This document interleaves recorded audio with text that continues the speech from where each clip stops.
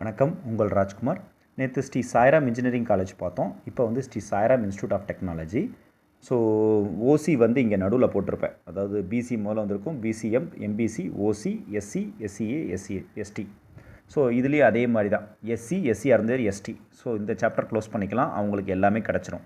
Right, next coming to the point, MBC வந்தீங்கன்னா எம்பிசிக்கும் வந்து திட்ட ஸ்ரீ சாய்ராம் இன்ஸ்டியூட்டில் எல்லா பிரான்ச்சஸுமே அவைலபிளாக இருக்குது. எம்பிசிக்கு உங்களுக்கு வந்து ஏஐடிஎஸ் அவைலபிளாக இருக்கும், computer and communication, CSE, ECE எல்லாமே அவைலபிலிட்டி இருக்குது.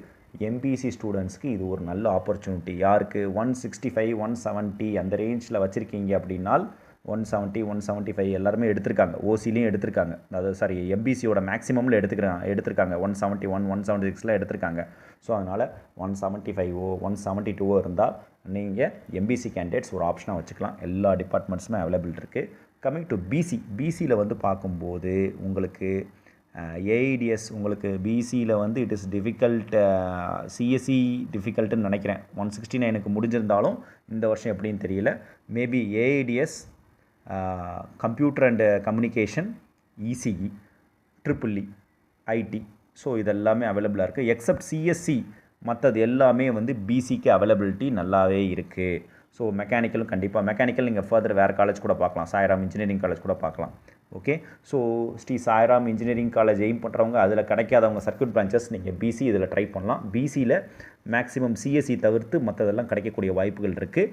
இதே மாதிரி கம்மிங் டு ஓசிக்கு வந்து பார்த்திங்கன்னா இட் இஸ் ரியலி டிஃபிகல்ட். உங்களுக்கு வந்து சிஎஸ்சியும் இசியும் எனக்கு ஏஐடிஎஸ் மூணுமே கஷ்டம்தான். ஓசிக்கு கம்ப்யூட்டர் அண்ட் கம்யூனிகேஷன் கிடைக்கிறதுக்கான வாய்ப்புகள் இருக்குது. அதே மாதிரி நெக்ஸ்ட்டு ட்ரிபிள்இ கிடைக்கிறதுக்கான வாய்ப்புகள் இருக்குது, ஐடி கிடைக்கிறதுக்கான வாய்ப்புகள் இருக்குது. 3 பிரான்ச் இருக்குது ஓசிக்கு. ட்ரிபிள்இ கன்ஃபார்மாக கிடச்சிரும், ஐடி கிடச்சிரும், இசிஇ கிடச்சிரும். நெக்ஸ்ட்டு கம்ப்யூட்டர் அண்ட் கம்யூனிகேஷன் கிடைக்கிறதுக்கான வாய்ப்புகள் இருக்குது.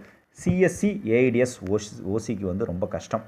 பிசிக்கு வந்து சிஎஸ்சி மட்டும் கஷ்டம், மற்றதெல்லாம் கிடச்சிரும். எம்பிசிக்கு எல்லா பிரான்ச்சஸும் கிடைக்கும். அதே மாதிரி பிசி முஸ்லீமுக்கும் எல்லா பிரான்ச்சஸும் கிடைக்கும்.